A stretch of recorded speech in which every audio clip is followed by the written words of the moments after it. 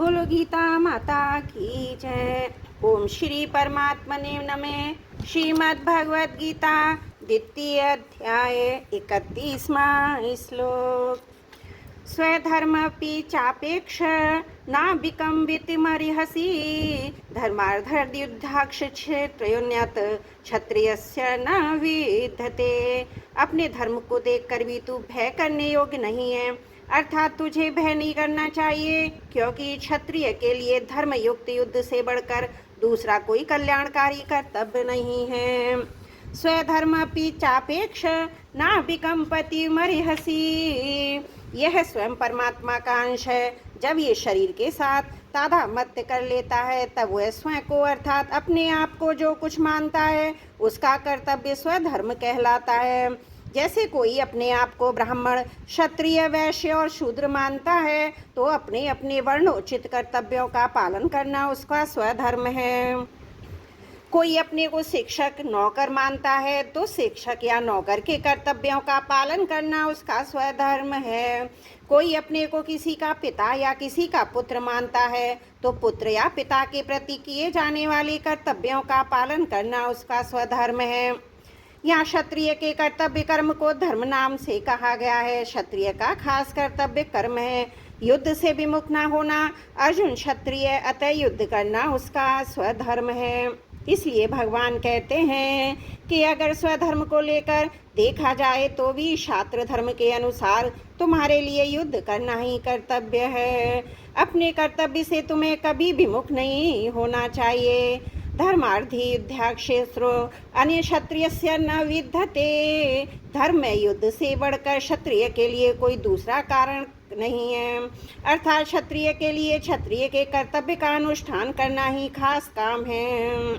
गीता 18वें अध्याय का 33वां श्लोक में ऐसे ही है। ऐसे ही ब्राह्मण, वैश्य और शूद्र के लिए भी अपने अपने कर्तव्य का अनुष्ठान करने के सिवाय दूसरा कोई कल्याणकारी कर्म नहीं है। अर्जुन ने 7वें श्लोक में प्रार्थना की थी, आप मेरे लिए निश्चित श्रेय की बात कहिए। उसके उत्तर में भगवान कहते हैं, श्रेय कल्याण जो अपने धर्म का पालन करने से ही होता है। किसी भी दृष्टि से अपने धर्म का त्याग कल्याणकारक नहीं है। अतः तुम्हें अपनी दुरूप धर्म से विमुख नहीं होना चाहिए। परिशिष्ट भाव में देखें, देह देही के विवेक का वर्णन करने के बाद अब भगवान यहाँ से 38वें श्लोक तक देही के स्वधर्म पालन, कर्तव्य पालन का वर्णन करते हैं। कारण कि देह देही के विवेक से जो तत्व मिलता है वही तत्व सत्प्रयोग से स्वधर्म के पालन से भी मिल सकता है। विवेक में अपना जानना मुख्य है और स्वधर्म पालन में करना मुख्य है। यद्यपि मनुष्य के लिए विवेक मुख्य है, जो व्यवहार और परमार्थ में, लोक और परलोक में सब जगह काम आता है, परंतु जो मनुष्य देह देही के विवेक को ना समझ सके उसके लिए भगवान स्वधर्म पालन की बात करते हैं, जिससे वह कोरा वाचक ज्ञानी न बनकर वास्तविक तत्व का अनुभव कर सके।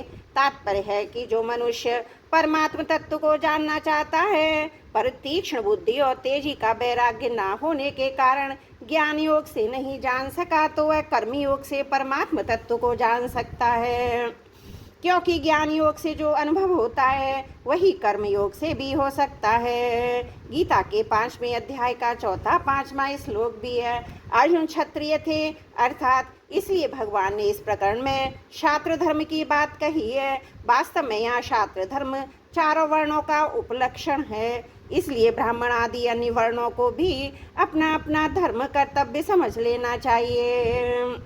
स्वधर्म को ही स्वभाजन कर्म, सहज कर्म, स्वकर्म आदि नामों से कहा गया है।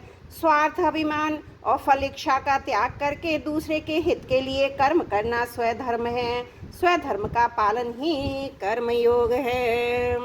त्रुटियों के लिए क्षमा चाहती हूँ। 31वां श्लोक समाप्त।